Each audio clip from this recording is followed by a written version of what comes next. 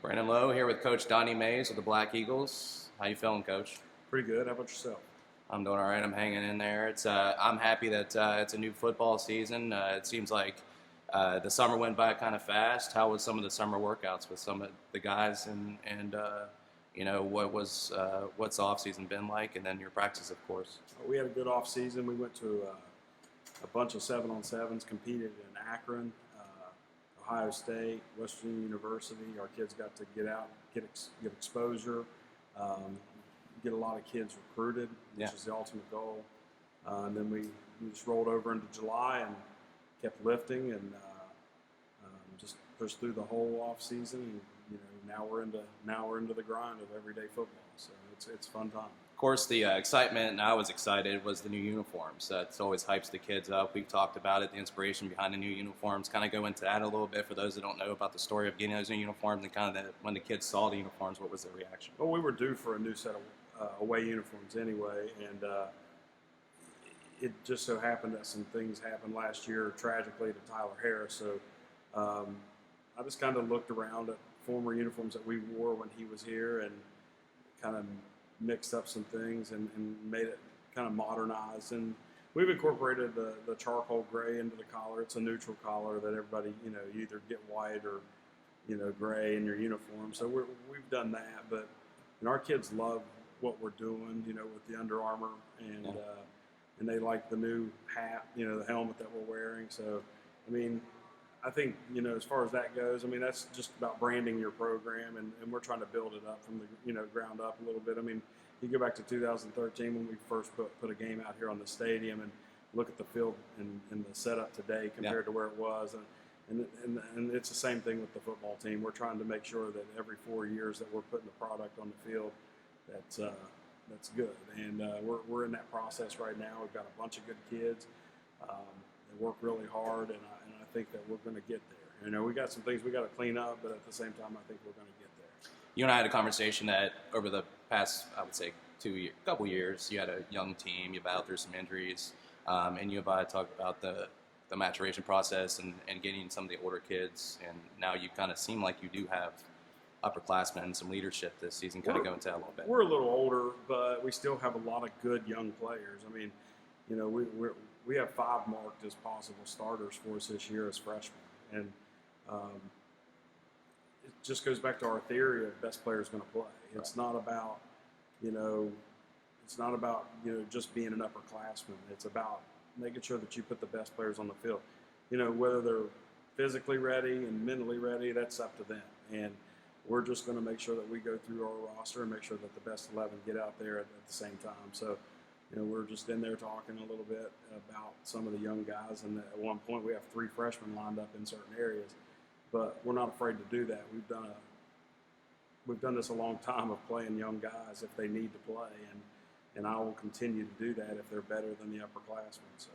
One of those guys that's going to lead your offense, Trey Dunn, a kid that had a good scrimmage, a couple scrimmages there in Nicholas County, and then Sissonville, and then Hurricane. You had that this past weekend. How's he going so far as commanding the offense, and what do you see on Trey? Well, week 1, it was he was at home, he was relaxed, and he was excited to play, and then he did really well. He went through the progressions, everything that we're talking about, and getting him to do. And then, last Saturday he had a wake-up call, and he understood what high school football is about. It's a little faster, and he got a little frustrated, but he's also calmed down a little bit enough to know that he knows what he needs to do to get better. So I feel really comfortable where we are with Trey, and I think that, as he gets more and more snaps and more games under his belt, his command's going to take over. What do you ultimately take away as a coach from scrimmages? What is it? Just tape? I know a lot of, you're not going to show all your cards in scrimmage work, but what do you take ultimately away from scrimmages? For one, it's not a score. You know what I'm saying? I think a lot of the people at the Grittoramas and stuff like that, they get too caught up into what the score was and all that stuff. I think what we're trying to do is we're trying to work on a few things. Like yesterday, when we played Hurricane, we really focused on inside zone, and we knew we had some things we had to get cleaned up, and then from film we know what it is now, and so we worked on that a lot. I ran 6 offensive plays, and defensively, we just worked our base stuff. We didn't do anything. We weren't out there stunning and going crazy with some combination blitzes and things like that, because we want to see our guys be able to play in space on defense, and then offensively we want to see our guys be able to execute. And when you get caught up into the score and things like that, it comes back to bite you in the butt, because one, we have to play Hurricane later in the year, so our kids are going to know what they're about. They're going to know what we're about, but we're also going to game plan, and then we're going to scheme it up a little bit and not just go into it and just work on us. We plan to get better every week and use the tools of film and stuff like that to help prepare. Right. So your opponent, GW, coming into your house, rivals, always a great environment. Fans always show up big for this type of game. You got to show up extra early, of course. What are you seeing so far in the early stages of watching tape and kind of scouting this team this year? It's a good football team. They're scrappy. They fly to the football. They tackle pretty well. And they're not as big as they've been, but they're just like a group that wants to get 11 hats to the football, and I think that's big. And our kids have to be able to understand that we need to block and make sure that we take control of every opportunity that we get to get the ball in space. And as far as offensively go, it all goes around their quarterback. It's a veteran quarterback. He played for Scott Tinsley at St. Albans, and now Scott's up at George Washington, and so is he. But he's a good player, and he can put the ball down the field. He knows what he's looking for. He knows what Coach Tinsley's looking for. They've been in the same system a couple years together, and they can get things going, and they have a nice receiver. The number 20 is as good as there is around here, and he does a nice job of just wanting the football, and he's willing to lay his body on the line to get it. And our kids are going to have to understand, in order to slow a team like that down, you have to be physical with those guys, and you have to stop them from getting into their routes. And our execution of stopping the route is going to help our pass rush. So, I expect them to throw the ball, 40, 50 times a game. That's who they are. Scott's been notorious for that. And but he's also smart enough to game plan the run to make it work against whatever we're trying to do.